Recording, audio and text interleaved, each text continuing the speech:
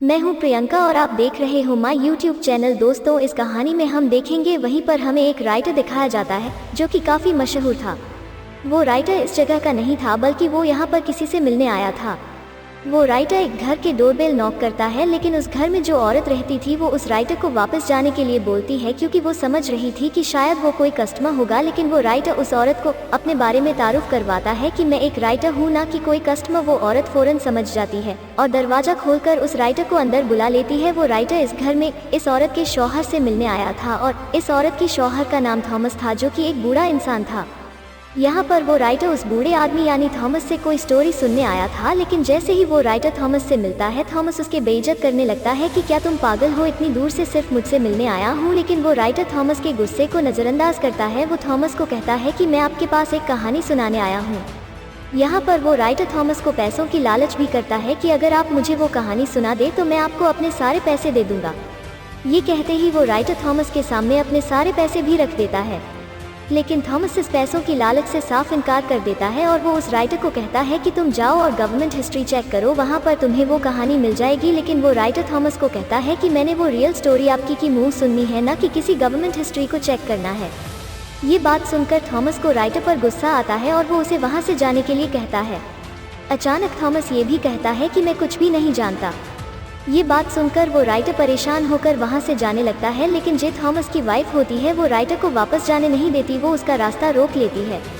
Thomas की wife writer से माफ़ी भी मांगती है उसके हस्बैंड के गलत रवैये पर। थॉमस की वाइफ राइटर को कहती है कि तुम उसकी किसी भी बात का माइंड मत करना, क्योंकि उस स्टोरी के बारे में थॉमस ने आज तक किसी को भी नहीं बताया एवं मुझे भी नहीं। और यहाँ पर थॉमस की वाइफ को थॉमस के पास जाकर उससे रिक्वेस्ट करती है कि वो अपनी स्टोरी सुनाए, उस वाक़या के बारे में जो उनके साथ पेश आया था। तो आखिरकार थॉमस अपनी वाइफ की रिक्वेस्ट सुनकर स्टोरी सुनाने के लिए तैयार हो जाता है। दूसरी बात यह है कि वो लोग काफ़ी गरीब थे, उन्हें पैसों की ज़रूरत थी, इस वजह से भी थॉमस को मानना पड़ता है। थॉमस उस राइटर को अपने पास बुलाता है और उससे कहता है कि मैं तो सिर्फ उतनी ही स्टोरी सुनाऊंगा जितनी तुम बर्दाश्त कर सकोगे, क्योंकि ये कोई आम बच्चों की कहानी नहीं बल्कि ही काफ़ी दुखी कहानी थी। थॉमस बताता है कि मेरी लाइफ का एक ऐसा इंसिडेंट था जिसने मुझे चेंज कर दिया, और अब थॉमस अपनी कहानी सुनाना स्टार्ट कर देता है। यह साल 1820 होता है। ये उस वक्त की बात है जब समंदर में व्हेल का शिकार किया जाता था। अब क्योंकि व्हेल का आयल काफ़ी महंगा था, इसीलिए उसका शिकार किया जाता था। उस वक्त काफ़ी लोग व्हेल के आयल का बिजनेस किया करते थे और ये चीज़ें उनमें कोई नॉर्मल नहीं थी, बल्कि लोगों को तो व्हेल का शिकार करने का, उसको तेल निकालने का बहुत ज़्यादा शौक था। यहाँ तक कि लोग इस बात जुआ भी लगाया करते थे कि जितने भी शिप समंदर में जा रहे हैं उसमें से ज़्यादा तेल कौन सा शिप लेकर आएगा। वहीं पर हमें एक आदमी दिखाया जाता है जिसका नाम होता है ओवन। ओवन जिस कंपनी के लिए काम किया करता था उनका काम भी ये था, वो भी व्हेल्स का शिकार किया करती थी। जाहिर सी बात है ये कंपनी भी आयल हासिल करने के लिए ऐसा किया करती थी। ओवन उस कंपनी के हेड से मिलता है। वो ओवन को बताती है कि इस बार हम समंदर में व्हेल का शिकार करने के लिए अपना सबसे महंगा जहाज भेजने वाले हैं।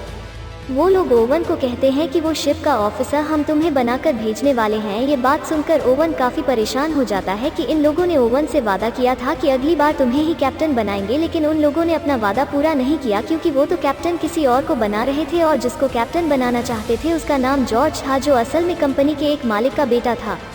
इस बार भी कंपनी के वो हेड ओवन से प्रॉमिस करते हैं कि हम नेक्स्ट जेन तुम्हें ही कैप्टन बनाएंगे। अब क्योंकि ओवन एक काबिल इंसान था, इसीलिए उसकी सैलरी बढ़ा दी जाती है और इसीलिए ओवन की ये बात मान लेता है और वो लोगों को कहता है कि मुझे वापसी का फॉर्म दो, अगली बार मुझे कैप्टन बनाओगे। फिर हम देखते हैं कि ओवन अपने सफ़र पर जाने के लिए तैयार किया, मगर ओवन की वाइफ ही उसके जाने पर ज़्यादा खुश नहीं थी। वो ओवन को कहती है कि तुम मुझसे प्रॉमिस करोगे तुम सही सलामत जल्द से जल्द वापस आओगे। ओवन की वाइफ उसे एक लॉकेट भी पहना देता है ताकि ओवन को उसका ये प्रॉमिस याद रहेगा।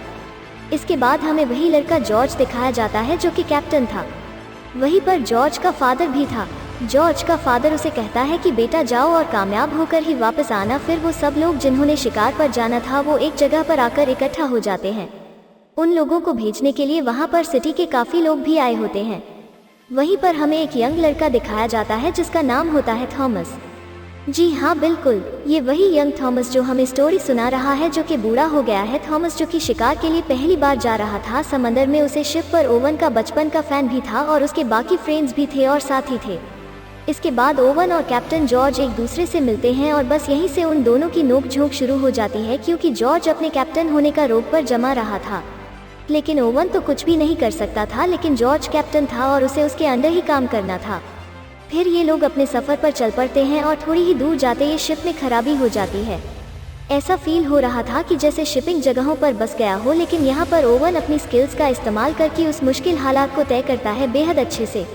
अब जाहिर सी बात है उन्होंने ऐसा इसलिए कर पाया कि वो बहुत ज़्यादा एक्सपीरियंस था, लेकिन जब कैप्टन जॉर्ज था वो ऐसा बिल्कुल भी नहीं था। मतलब ये कि उसमें कोई भी ऐसी स्किल्स, ऐसी योग्यता नहीं थी। इसलिए जब वो ओवन के योग्यता स्किल्स देखता है, जलस महसूस करता है ओवन से, और इस बात का बदला वो रात को डिनर पर ओवन से लेता है। जॉर्ज ओवन की काफ़ी अपमान करता है कि तुम गरीब हो और सिर्फ एक फॉर्मर के बेटे हो। साकियों के ओवन से इंसल्ट बर्दाश्त नहीं हो रही होती और वो कुछ कर भी नहीं सकता था, इसीलिए वो वहाँ से उठकर चला जाता है, पर अपनी साथियों को कहता है कि हमने कल सुबह जल्दी उठना है। पर हम ये बात नोटिस करते हैं कि गरीब लोगों को ज़्यादा इम्पोर्टेंस नहीं दी जाती थी, बल्कि उन्हें हमेशा छोटा ही समझा जाता था। अगले दिन जॉर्ज आज फिर से ओवन का ऑर्डर लगाने लगता है। अब ना चाहते हुए भी ओवन को जॉर्ज का ऑर्डर मानना ही पड़ता था, लेकिन फिर तभी ओवन का ध्यान एक समुद्री तूफान पर जाता है। वो ये बात जॉर्ज से शेयर करता है कि आगे समुद्री तूफान है, ये हमारे लिए खतरा है, इसीलिए हम शिप को पीछे मुड़े। लेकिन जॉर्ज ओवन की अवज्ञा करता है और जहाज को तूफान में ले जाने का आदेश देता है, और जब वे तूफान में प्रवेश करते हैं तो वे वहां फंस जाते हैं। ओवन तूफान में भी चिल्लाया। ऐसा होता है कि जहाज जल्दी से वापस चला जाता है, लेकिन जॉर्ज अभी भी जिद्दी था और वो जहाज को और अधिक तूफान के अंदर ले जाता है। ऐसा करना उनके लिए काफ़ी खतरा था। उनके जीवन को जहाज डूबने का खतरा है, लेकिन किसी तरह वे तूफान से बाहर आते हैं। फिर जॉर्ज ने ओवन से कहा कि आप सभी के सामने मुझसे माफ़ी मांगे और हम जहाज को वापस अपने द्वीप पर ले जाएंगे। इसका मतलब है कि हम व्हेल का शिकार किए बिना यहाँ से लौट आएंगे। परंतु यहाँ ओवन जॉर्ज को स्थिति को देखने के लिए मनाने की बहुत कोशिश करता है। समझने की कोशिश करो, हम वापस खाली नहीं जा सकते, क्योंकि बहुत सारे लोगों की जिंदगियों का सवाल है। वो लोग हमारा इंतज़ार कर रहे हैं कि हम तेल लेकर ही वापस लौटेंगे, और यहाँ पर ओवन जॉर्ज को राजी कर लेता है। इसीलिए वो लोग वापस जाने की बजाय अपने सफ़र के लिए आगे बढ़ती हैं। इसके बाद हमें डायरेक्ट 3 महीने बाद का सीन दिखाया जाता है और वो लोग एक ऐसी जगह पर पहुंच जाते हैं जहां पर उन्हें वो सार वेल्स मिल जाती है। वो लोग वेल्स का शिकार करने के लिए अपनी बोट पर ही निकल जाते हैं। तब ओवन ने एक वेल पर अटैक कर देता है और वो वेल पहले तो बचने की काफ़ी कोशिश करती है, लेकिन फिर वो मर जाती है। बाद में वो लोग उस वेल को शिप पर ले आते हैं और वो लोग उसका तेल निकालने लग गए। उन लोगों ने अब वेल के अंदर भी तो किसी को भेजना ही था, क्योंकि थॉमस साइज में काफ़ी छोटा था, इसीलिए ओवन वेल के अंदर थॉमस को भेजता है। फिर शिकार की उन्हें काफ़ी दिन गुजर जाती है, लेकिन अब उन्हें कोई भी शिकार नहीं मिल रहा था। और मुसीबत की बात तो ये थी कि उनके खाने का सामान भी खत्म हो रहा था। अब क्योंकि वो लोग ज़्यादा आगे तक नहीं गए थे, इसीलिए वो बीच में एक आइलैंड पर रुक जाते हैं। वहीं पर वो लोग एक कैप्टन से मिलते हैं और वो भी वेल के शिकार के लिए ही वहाँ पर आया था। वो सब लोग उस आदमी से मिलते हैं और वो उन लोगों को अपने शिकार की आखिरी कहानी सुनाता है। वो बताता है कि हम समंदर के बिल्कुल बीचों बीच आ गए थे, जहाँ पर उनका सामना समंदर की सबसे बड़े वेल से हुआ, और वो वेल बहुत ज़्यादा लंबा और बड़ा था, जिसे ग्रेट वेल कहा गया है। लेकिन ग्रेट वेल ने उनके शिप पर अटैक कर दिया, जिससे उनका शिप डिस्ट्रॉय हो गया, जिससे कैप्टन का एक हाथ बाजू टूट गया और उसके बाकी साथी भी मर गए। लेकिन वो लोग उसकी बातों को सीरियस नहीं लेते। वो सोच रहे थे कि ये कोई मंगड़ंत कहानी सुना रहा है, इसीलिए वो कैप्टन वहाँ से चला जाता है। लेकिन अब इन लोगों के दिल में लालच आ गई थी कि हमें भी उस जगह पर जाना चाहिए जहाँ पर वो ग्रेट वेल है। इसके बाद वो उस लोकेशन पर जाने के लिए आगे बढ़ते हैं। फिर हमें सीधे 14 महीने बाद कहानी सुनाई जाती है, और इतना ज़्यादा सफ़र करने के बाद फाइनली वो उस जगह पर पहुँच जाते हैं जिसका उस कैप्टन ने इन लोगों को बताया था, और जहाँ पर वो ग्रेट वेल था। वो सब लोग अपने अपने हथियार लेकर बोट लेकर उस जगह पर जाने लगे। अभी वो लोग आगे बढ़ ही रही होते हैं कि ओवन की बोट पर कोई ये हमला कर देता है, जिसकी वजह से वो लोग बोट से गिर जाते हैं। वो यहाँ पर वो लोग पहली बार अपनी आंखों के सामने इतना बड़ा वेल, ग्रेट वेल देखते हैं। ये बिल्कुल वैसा ही वेल था जैसे उस कैप्टन ने स्टोरी सुनाई थी, लेकिन वो ग्रेट वेल फिर वहाँ से जाने लगी।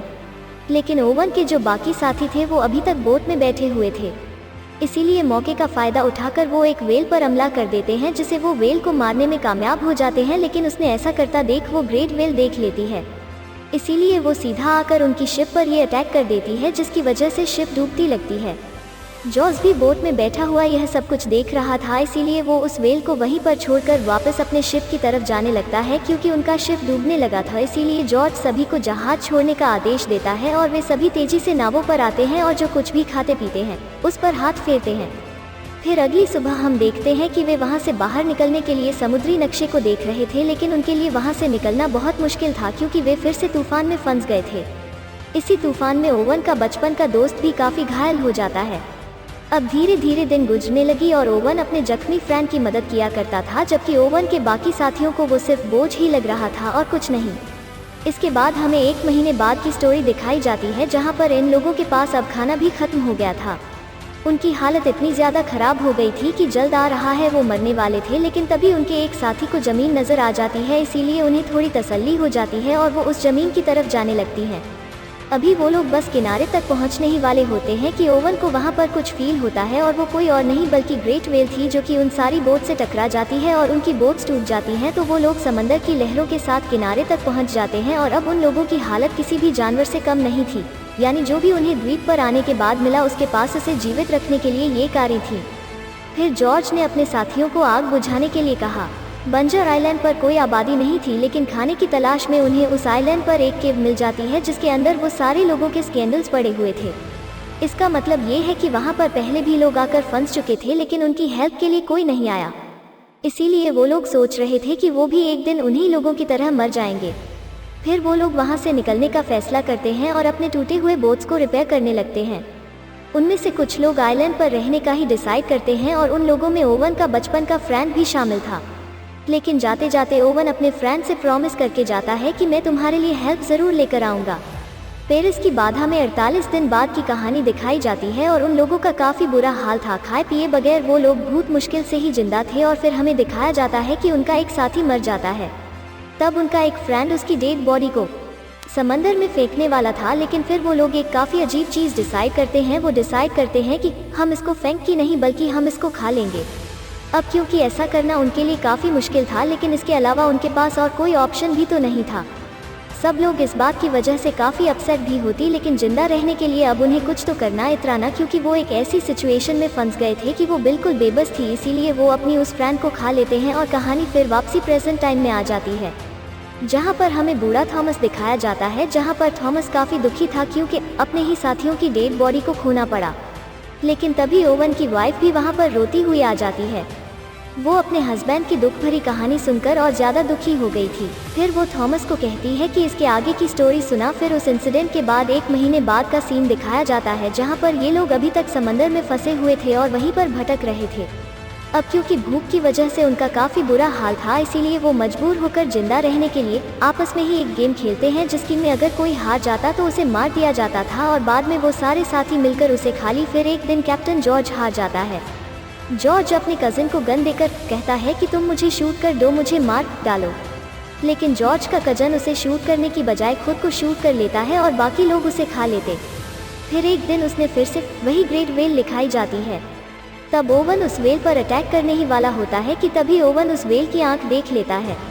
इसीलिए ओवन उस व्हेल पर अटैक नहीं करता और वो भी वहाँ से चली जाती है। पर काफ़ी दिन बाद एक शिप दिखाया जाता है और शिप के लोग जॉर्ज की बोट को देख लेते हैं, इसीलिए वो लोग उनकी हेल्प करते हैं। और जब शिप का कैप्टन ये देखता है कि बोट में इंसानी हड्डियाँ पड़ी हुई है, तो वो काफ़ी शॉक्ड रह जाता है। और वो बोट जिसमें ओवन और थॉमस थे, वो दूसरी बोट से अलग हो चुकी थी। ओवन और थॉमस का काफ़ी बुरा हाल था, वो मर रहे थे। लेकिन फिर तभी ओवन की नज़र एक शिप पर पड़ती है और वो हेल्प के लिए उस शिप को बुला लेते हैं और फिर इस खतरनाक सिचुएशन से वो बाहर आ जाते हैं। फाइनली उन लोगों को बचा लिया जाता है और कुछ दिनों बाद उन्हें उनके घर पर लाया जाता है, जहां पर सिटी के लोग उन लोगों को देखकर काफ़ी हैरान रह जाते हैं, क्योंकि उन्होंने यह सोचा था कि ये तो कब से मर चुके होंगे। वहीं पर ओवन की वाइफ भी उसके लिए वेट कर रही थी।